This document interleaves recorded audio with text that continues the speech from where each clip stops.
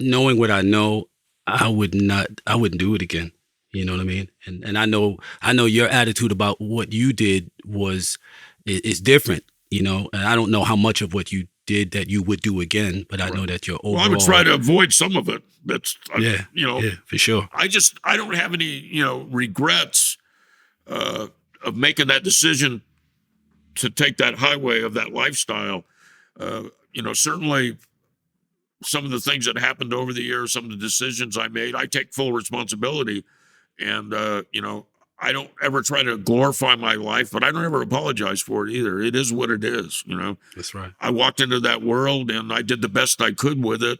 And, I had what I considered a high set of standards. And some people may laugh watching this, go, oh, this guy's going to try to act like he had a set of morals and standards. Well, you know what? I did. And Yes. I didn't, I didn't veer from them just because I wanted to, well, I like to do this one time, so I'm going to change the rules. No, No, I set set of rules, and I went by them. And I can that's look it. anybody in the face and say that, and they can't accuse me otherwise because I didn't break my own vows to myself. Ditto. Ditto. I respect that. Salute. Um, you talked about the drugs and the severity of the drugs and how it at a point the reward definitely justified the risk, and then slowly over time, the risk became greater and greater, and the reward became lesser and lesser because there was so many more people doing it. There was so much more of it. It got cheaper and so forth. The particular drug that always seemed to circulate around the outlaw lifestyle, motorcycle outlaw lifestyle, was meth. Why has meth always seemed to be so popular within the outlaw biker culture? Well, it's interesting. When I first was introduced to meth, I thought it was a super drug. You could you be in Ventura partying, and somebody calls you from San Francisco and says, "Hey, man, we're having a party tonight. Come up." You could jump on your motorcycle and be up there in 6 hours. Ready to roll, party all night long. Do a couple of lines and head out and ride home. It seemed like nothing, but over the years, I watched it start taking its toll on people, emotionally, physically, and their mind and dependency on it. And like you said, the game. You made a point. There was a few people that knew how to cook crank in the beginning, and those guys were making a lot of dough. And pretty soon, it was very competitive.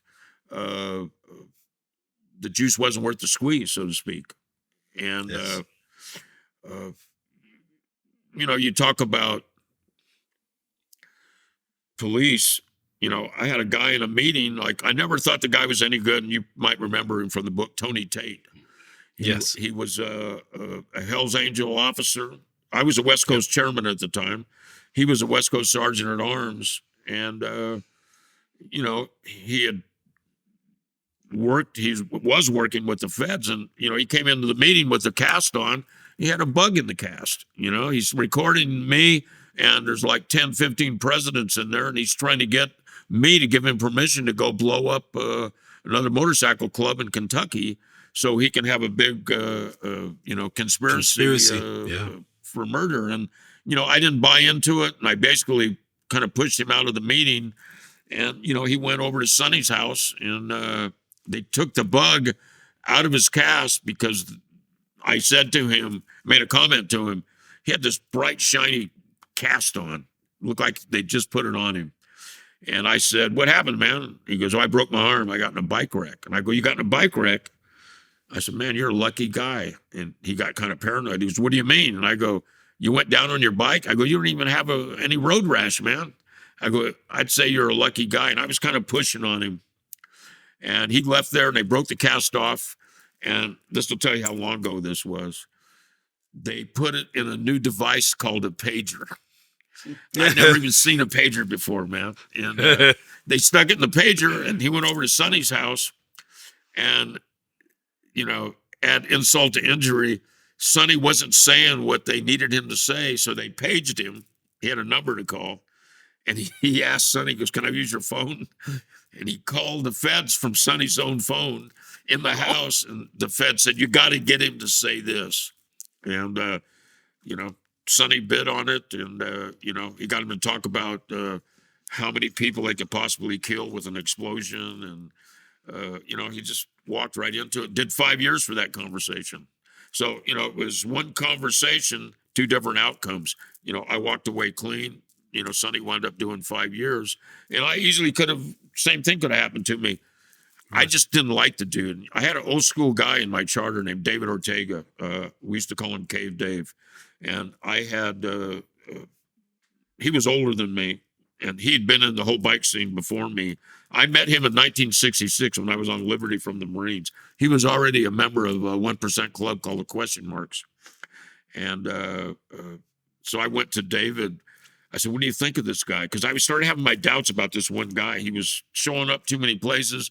I'd been with Joan Jett back east, and he almost caused a fight with her manager. And I don't know if you remember Joan that. Jett and the Blackhearts? Yeah. And Joan was doing a benefit for us. And he just was acting up. And so I went to David Ortega, and this is some old school shit. So I went to David and I said, David, I go, what is it with this dude? And he goes, I don't know, man. I can't figure it out. And he goes, but you know what? And I said, what, David? He goes, I just don't like the way he combs his fucking hair. And that was as simple as that. That's some old school stuff, man. And, Yes, you probably know some old gangsters, Yes. man. Yeah. They just didn't like the dude, and it saved him, and I stayed away from this guy, and I didn't trust this guy because Instincts. But he got a lot of brothers. He was a Hell's Angel member, and he put 2 brothers in jail for 41 years. Mm.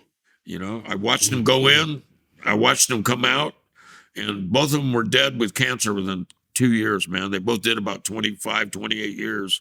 They didn't do the whole 40, but they came home and both were dead. One guy died of stomach cancer, and the other guy died of, it sounds terrible, and I'd never heard of it before. Somebody told me he had cancer of the eyes. I've never heard of that, but I don't know, man. Yeah. It sounds like a rough way to go. I would imagine so.